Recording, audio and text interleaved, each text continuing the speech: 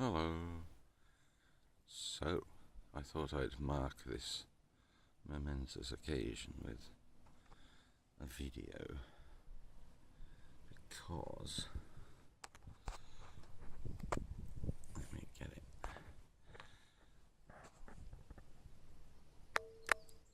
Ooh.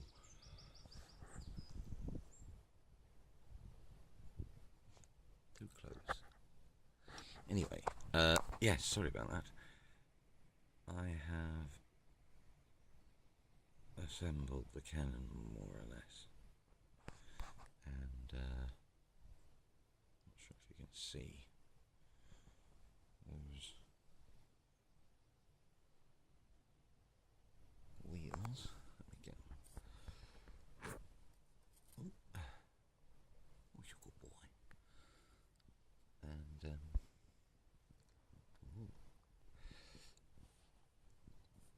it's a shame the cat's in the way actually, because then I'd be able to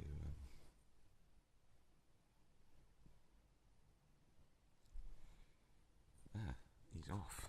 He didn't like what I said, I think. Sorry about that, Mr. Bear. Are you off? Oh, Mr. Bear. Right, so let me get this. Oh, I haven't stuck the barrel on because I might have to change it. What we want is this background, me holding it steady.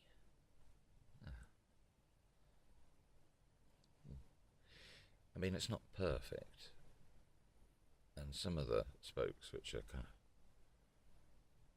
not centre on the width of the rim, I overfiled where they are too close to the rim edge, but it's not light enough, is it?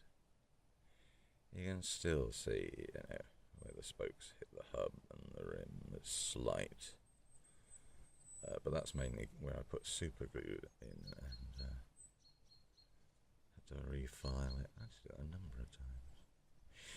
Anyway, in total, there's at least 100 hours of fettling gone into this so far, and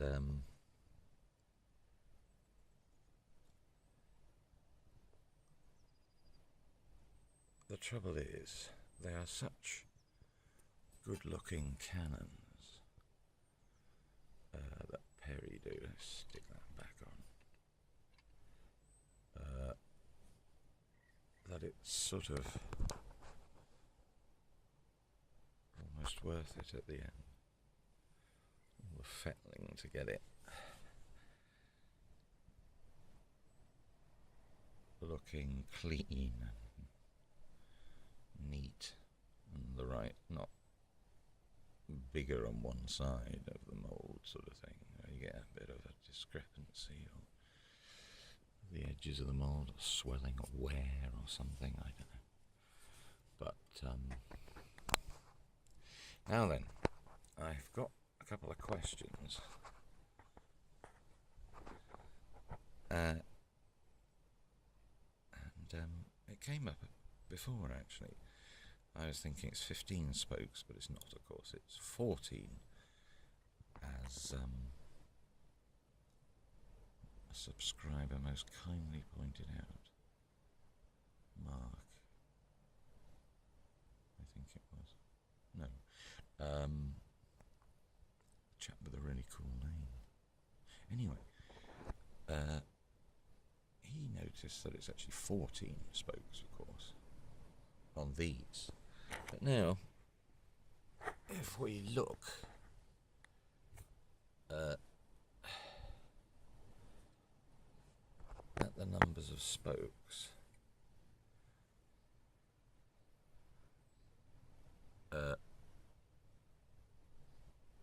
there's actually, see if I can get the best position. But you've probably seen it before on the previous videos I did of the sprue.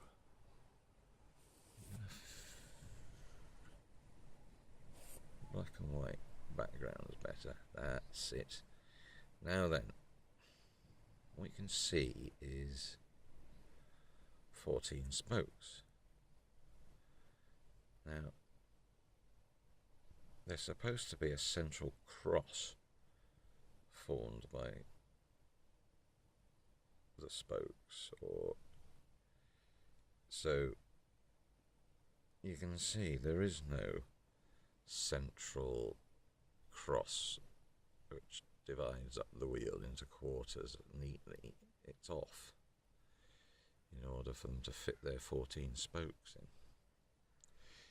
And you can see here there's 2 spokes, bottom left corner, in that sort of rough quadrant, whereas up in the top left you've got a sort of quadrant, upper left quadrant, and then you've got 3 spokes jammed in between. So they're certainly not symmetrical, these wheels. And the other thing is, I've only just noticed in this book here, I'll show you this one. And let me just say what an excellent book this is. I mean, I've heard some idiots slagging off Osprey, but really, what else is there in terms of books as good as that? I think they're brilliant, okay? You get 1 or 2 mistakes in all books, but nothing of any real significance. Now then, I'm presuming they've got it right, because there's only 12 spokes on these wheels. You can see you've got central cross, splitting up into quadrants. Then you've just got 2 extra spokes in between each quadrant, So who's right? Is it 12 or is it 14? Whoa. And it's difficult to count them on reenactor videos on YouTube. Oh, yes, now then, this is one to watch. Lionheart Filmworks, you're probably aware of it already, it's a YouTube channel. And it is just mind-blowing, the battle docudramas that they've got, just packed with reenactors rather. And they're done so well, and realistically and brilliant, they just really inspire me. I watch them all the time. Anyway, yeah, so, that's just the bunch I'm kind of started painting. Thank God. Oh yeah, that's a Warlord Games cow, of course. Dead cow. It's just easier to paint him standing up at the moment. And I'll snap him off. Poor thing.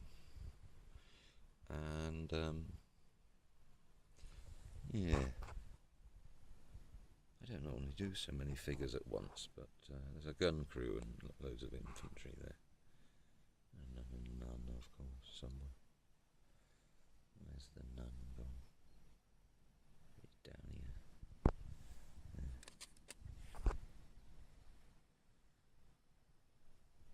Yeah.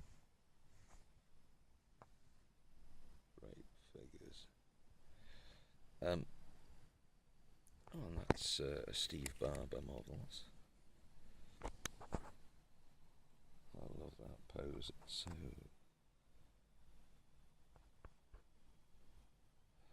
what's the word? Disdainful, almost. But it's essential, of course, for spacing in the firing line. Balance or something. Yeah, so anyway, back to this gun. The next little thing I noticed, of course, is moan. So, can you see? Let's get it back down in the stripy stuff. Right. Not much light here, is there? It works okay, I think. Yes. So can you see? I'll point at it. That, which is the elevating screw base plate, and you see it better if I move it. The fact is, it's not actually glued it in yet, but it's not central, but it's supposed to be central on that trail. Bit dark that, sorry. Because the recess they've made for it is for some reason not central. But they've tried to oh, it's snapped off, by the way, yes, because you see there,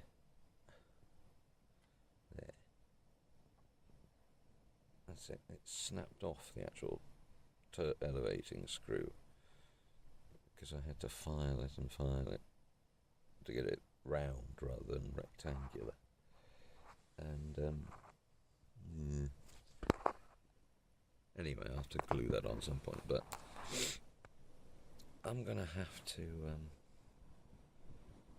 I haven't glued the base plate yet, it's just in its recess resting there. Over on the left hand half of the trail, should be central, is it?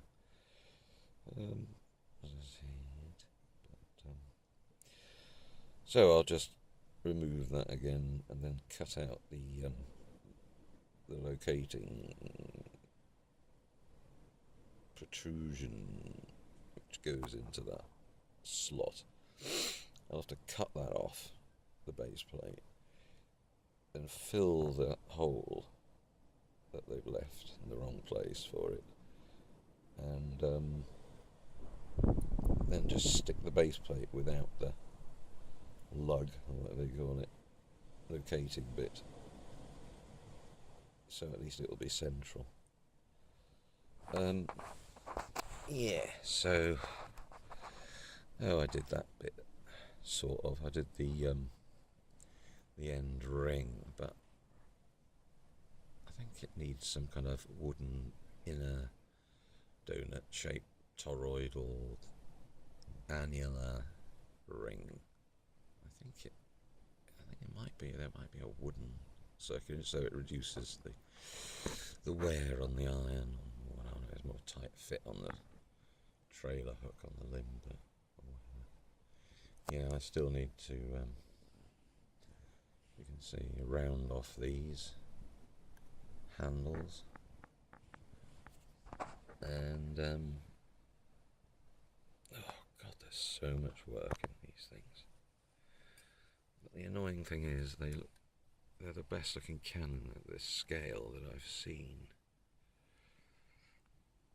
They just look good and beefy, but not too fat, and the axles are the right width. I think the wheels are slightly wide, the rims, and whereas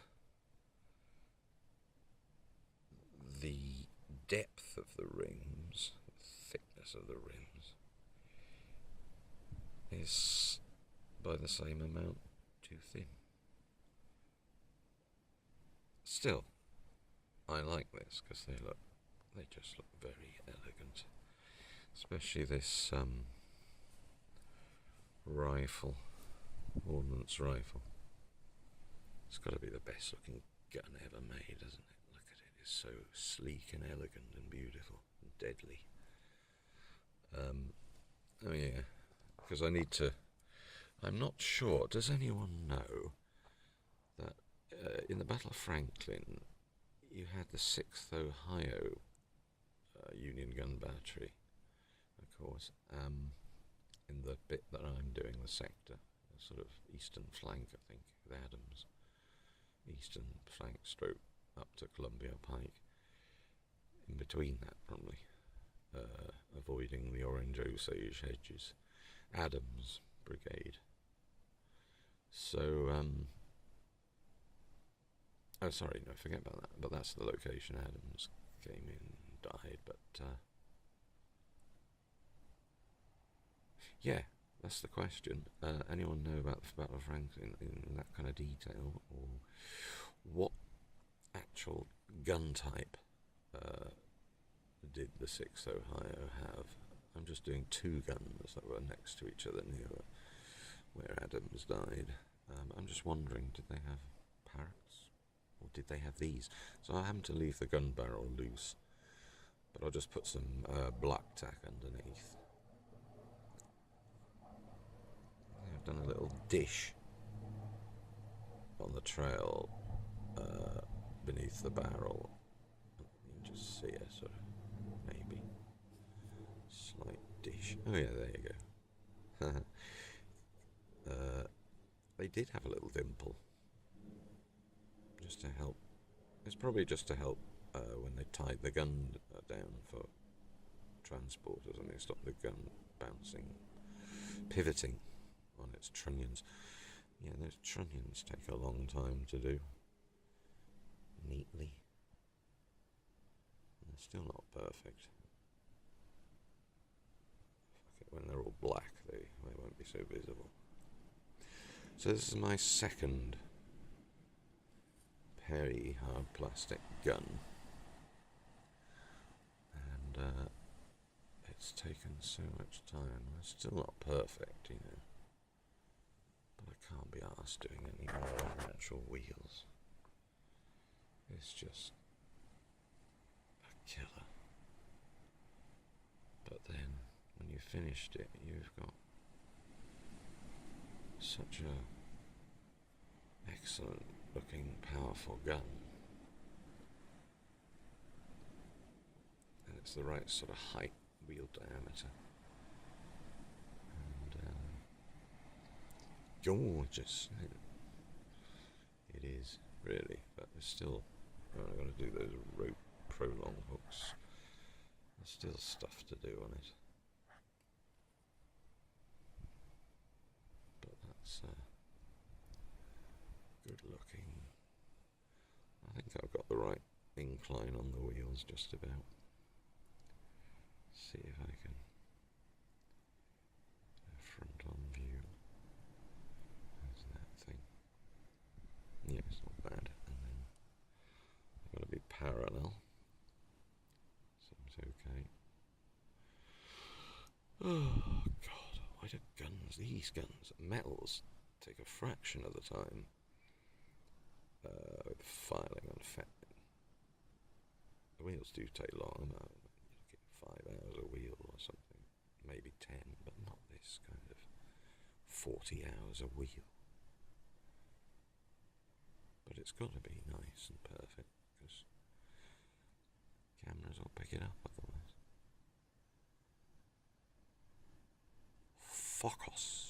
Focus, you old bugger. And anyway, Jesus, have I been going this long? Oh, sorry. It's just a landmark moment, really, to actually get the second gun of a section done, for me anyway. I mean, please someone invent a machine that can remove all those moulding process discrepancies and marks, outlines, whatever. Well, at least I'm painting again. Yeah, come on, Perry Miniatures, be the first to make already fettled parts on the sprue. Some laser machine, I suppose. Yes. I'm not painting enough. I'm just fettling all the time. It sucks. So what I do now on all of my models is, figures rather, or the bases that I put them on, hang on. Is this a typical one? Well, I put underneath what they are and how long it's taken me and when I did them, and Because in the future, you know, it's important that people see, if they don't chuck them in the in the bin, how much work has gone into these things. Oh, he's okay. Not a problem. That's what's nice about these plastics, is they're so light, and you put a relatively heavy base. It's not that heavy, it's only a tin lid, this, or a tin can. Doesn't have to be strong. The super glue and kiln sand makes it strong, of course, instantly. Yeah, good old Adams. Did he have a white horse? I must have dreamt it or something. He's gorgeous. Oh yeah, he should have a gold sash rather than a kernel below a kernel's crimson one. Still, could just say that he didn't get round to getting a brigadier's sash or something. That's a gorgeous looking model, isn't it? The horse is wonderful. Good old Perry's cavalry plastic. Yeah. What's going to happen to all these figures when we peg it? It's a shame there isn't some kind of museum that will take the best of figures, the best work people, and just keep them there in a massive storage facility with a display area, that kind of thing, and they rotate them round or something, have different themes. That's what's needed, because otherwise maybe a lot of these, all this work that we do, maybe doesn't get appreciated by people after us as much, so they don't take care of them. Well, always, I suppose, in case you snuff it suddenly, have plenty of your carrying cases and tins and things ready and magnetic bases and stuff, so that makes it easier for people to clean up your shit if you're no longer around to do it. Yes, it is a worry. Museums don't seem to be interested at all. It's non-PC, I suppose. But it's got to be the purest art form there is. No recognition, no remuneration, no interest from anyone, really. Museums. I need to try museums in Franklin and people there to see if they've got any interest. So I do need occasional advice about things like, did the guns have wood, timber, lumber underneath them from the buildings torn down, the Union guns, so that kind of thing. I'm just going to do mud for now. Who's going to notice? But yeah, it would be nice to know that this thing, when I've finished it in a few years' time, will be appreciated by others. Still, thank God for YouTube. Anyway, I've gone on enough. Thank you again for watching.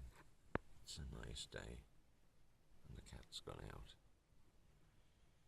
I might go for a walk with him. Yeah. Well, got there in the end. Almost. Still a few bits to do. Trailing spike, bucket. I've done them, but I just need to. Oh, pain in the ass, really. Okay, thank you. Hope you have a nice weekend. Bye.